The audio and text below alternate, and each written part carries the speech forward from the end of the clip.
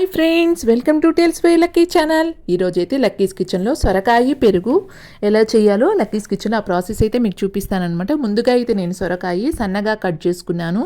అంటే మరీ పెద్దవి కాదు, చిన్నవిగా మరి కట్ చేసుకొని ఉడకపెట్టుకోవాలన్నమాట. ఆ నీళ్ళని వంచుకోకుండా దాంట్లోనే ఎగురుకుపోవాలి. దీంట్లో అయితే ఉడికేటప్పుడు నేను పసుపు ఉప్పు అయితే వేసుకున్నాను. ఉడికిపోయాక వీటిని తీసుకొని ప్లేట్లో చల్లార్చుకోవాలన్నమాట. ప్లేట్లో చల్లార్చుకున్నాక నేను ఇప్పుడైతే పొయ్యి మీద అయితే దీనికి తిరగమాత అయితే పెట్టేసుకుంటున్నాను. ఇవి ప్లేట్లో చల్లార్చుకున్నాక పొయ్యి మీద దబర పెట్టేసుకొని కొంచెం ఆయిల్ అయితే వేసుకున్నాను. ఒక 50 గ్రామ్ కొంచెం అయితే ఆయిల్ వేసేసుకొని ఆవాలు, జీలకర్ర, ఇంగవ, కరివేపాకు వేసుకున్నాను.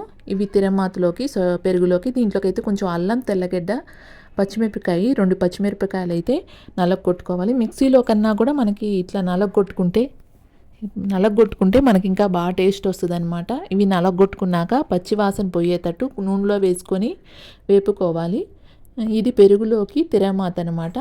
ఇవి వేపుకున్నాక మనం పెరుగును కూడా గడ్డలుగా లేకుండా మంచిగా చిలికి పెట్టుకోవాలి. గడ్డలుగా ఉంటే బాగుండదు. ఈ పోపులోకి 4 పచ్చిమిరపకాయలు అయితే మామూలుగా కట్ చేసి వేసుకున్నాను అనమాట. దీంట్లోకి కొంచెం పసుపు, అంటే మన సొరకాయలో కూడా కొంచెం పసుపు వేసి ఉడకబెట్టుకున్నాము. అది సొరకాయ ముక్కల్లో ఉంటుంది కాబట్టి ఇది. తర్వాత పెరుగు నేను మంచిగా చిలుక్కున్నాను కదా, దాంట్లోకి ఈ సొరకాయని చల్లార్చుకొని ఈ పెరుగులోకి కలుపుకోవాలి. వేడి మీద కలుపుకుంటే మనకి పెరుగు ఇరిగిపోతుంది. అందుకోసం సొరకాయ బాగా చల్లారాక పెరుగులో యాడ్ చేసేసుకోవాలి.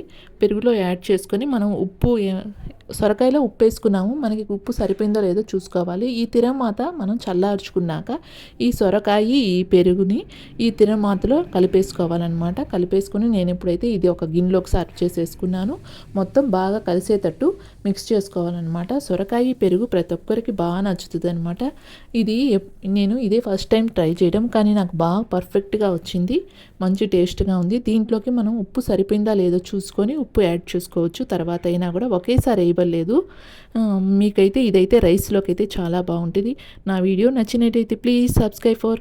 ఇంకా నేను లక్కీస్ కిచెన్లో ఏ ఐటమ్స్ చేస్తానో అవన్నీ కూడా పెడుతుంటాను. ఇప్పుడైతే ఇదైతే నేను అన్నంలోకి టేస్ట్ చేసి మీకు ఎలా ఉందో చెప్తాను. చాలా బాగా టేస్ట్గా ఉందన్నమాట.